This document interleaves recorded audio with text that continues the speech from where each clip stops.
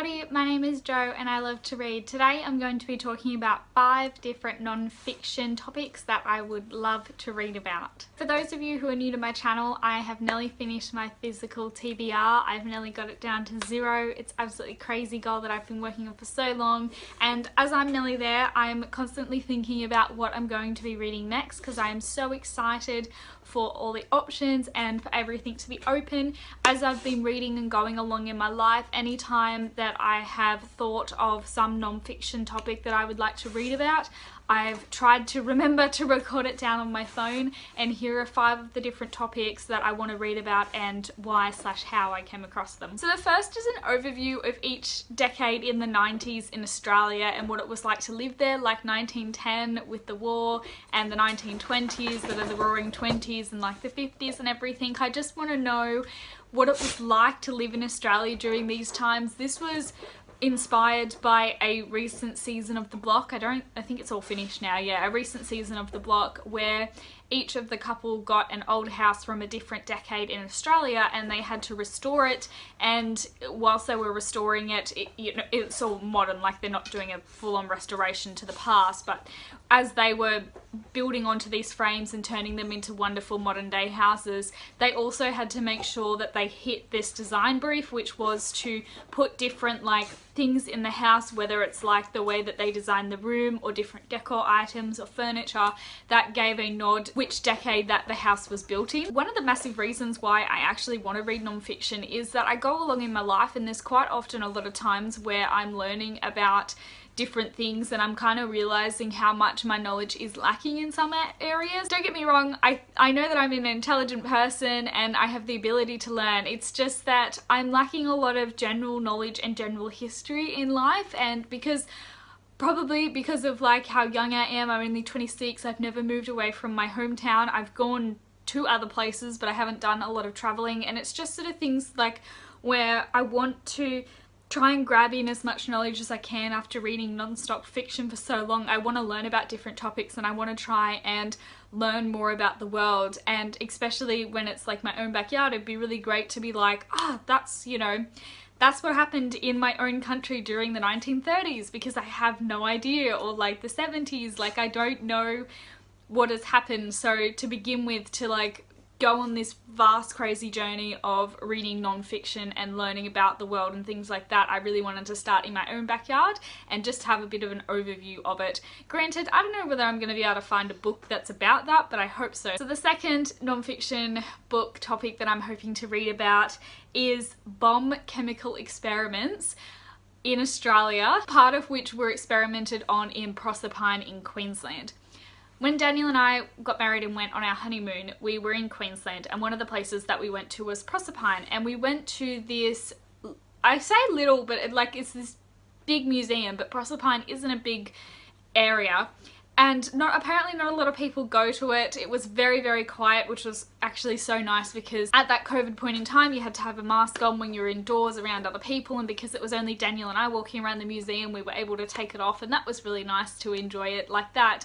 But when we were walking around the museum looking at all the local history of the area and then how it expanded into the Greater Australia over the different time periods, there was this really fascinating section that had all of these like glass objects that, like these glass jar scientist equipment things that you would expect to see in like a mad scientist, like beakers, but also like bulbous tubes with like thin things at the top and like spirally things, and it was really fascinating. And as I read it, I learnt that these were the tools that the scientists at Proserpine used to experiment on chemical warfare back in whatever time period that was. I think it was during World War II, I think that they were experimenting, but I could be wrong, so follow my journey as I read non-fiction books. But I was so fascinated by it and what the scientists were willing to experiment with and what the poor soldiers were allowing them to experiment on them with. Like, these soldiers put themselves up to have the chemicals tested on them and to see how far and how much a soldier could continue going on throughout battle while being surrounded and engulfed and poisoned by chemicals. Like, it's just horrible. I don't think war is I don't want to say not necessary, because sometimes you need to obviously self-defend if something's happening, and so it's really important to make sure that you have a military and things like that, because we are in the real world and things happen. Other people that shouldn't be doing what they do, but they do, they will attack and invade. And even though it's horrible what happens in war, the industry and the advancements that come out of it are really fascinating. If there was a book on it, I would have bought it at that museum, regardless of my TBR at that point. I would have bought it to support the museum, to support probably the local author who wrote it, but there wasn't, sadly. So I'm hoping that there is a book on it. I don't know, I haven't googled it yet, but I'm really hoping that there's something, because I just found that whole section fascinating. The third topic that I want to read about is privateering versus pirating. This is something that I stumbled across when I read Wild Women by Pamela Robson, which is a non-fiction book that featured multiple different wild women across history, women that were considered wild, whether rightly or wrongly, whether they were bad or good. A lot of different ones were featured in there. And one of the women that they talked about was Anne Bonny, who was a pirate back in the day. I'm not very good with dates and names and stuff, and I guess for the, you know, self-respect that I show viewers, I should research dates before I start talking about these in my videos. But anyways, I will get there. I'm sure I will get there. But we learnt about Anne Bonny, who was a female pirate, and as we were exploring her history and who she was, they also talked about how a lot of pirates were first privateers, and that they were employed by the government to begin with to go and attack the enemy and to plunder and shoot and kill and maim all the other enemy ships. Pretty much what you would imagine a pirate battle to be like, but it was legal because they were doing it to the enemy. That was the warfare. But then when the war was over, they were told, or whatever wars that they did these in was over, they were told, nah, you have to stop now. You're not allowed to privateer anymore. Your way of life of killing and maiming and being on a ship and you know, attacking any ships that you come across is just over. And so a lot of these people that were privateers were like, screw that, I like my life, I'm going to become a pirate. And hence pirates, I don't know, probably not were born at that stage. I'm sure there were pirates beforehand, but hence a lot of them turned to pirating. So I really kind of want to read a book that's about that kind of looks more into that maybe goes down into the lives of someone who was a pirateer, who was a privateer and then ended up being a pirate. I just find that whole concept fascinating, that these pirates were essentially like government-made pirates in a roundabout way. The fourth topic that I want to read about is the Yarrabah Mission in Queensland, Australia. But I want to read about it from an Indigenous point of view. I'm not interested in reading about it from a stupid white person's point of view, because missions shouldn't have been created in the first place. We had like European nations or anybody has no business in any regard doing that to people. But I'm currently reading a history of one of my distant relatives. So the easiest way to explain it is my grandfather's uncle. I'm reading a history about him and his wife and their life, and one of the first bits that happened is when they got married, they were very, very religious and wanted to go work on missions, and so they went to the Yarrabah Mission in Queensland.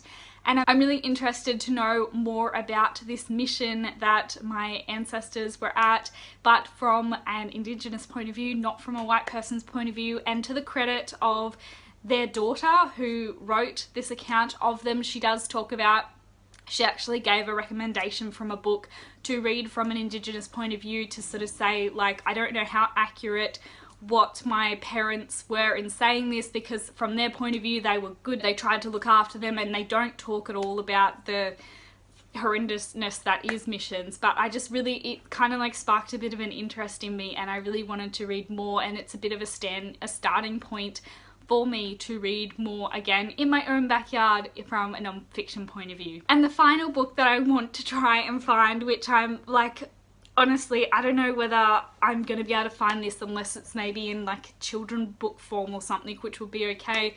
But I want to do an overview I want to read a book that's an overview of all the countries in the world. Now, I'm not going to obviously impart all of that knowledge into me and suddenly remember the hundreds of countries that there are in the world, but I was sitting down and watching the opening ceremony of the Olympics in Tokyo, and all of these countries, I had no idea that they existed, and I just want to at least have attempted to read more and to have tried to learn more about countries, and over time it will stick, you know, like, as you know, I read more and more, and maybe that country sounds interesting and I want to learn about that. But I would like to not just read a list of names of the countries, but to see if there's like a paragraph, a one-liner, you know, a page or a chapter or something, like just some kind of information that can kind of help me like define these different countries in my head.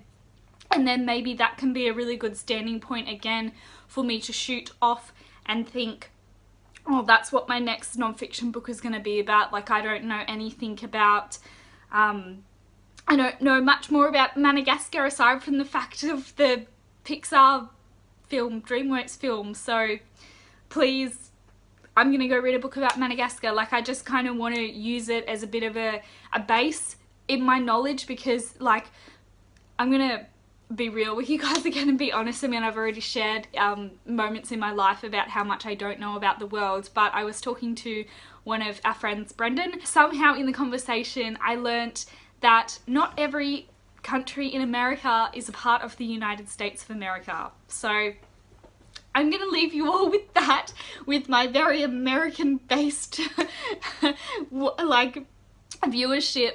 But again, this is why I'm wanting to read non-fiction, and why I think a book of countries will be a good base point to jump off and to start reading about some more things.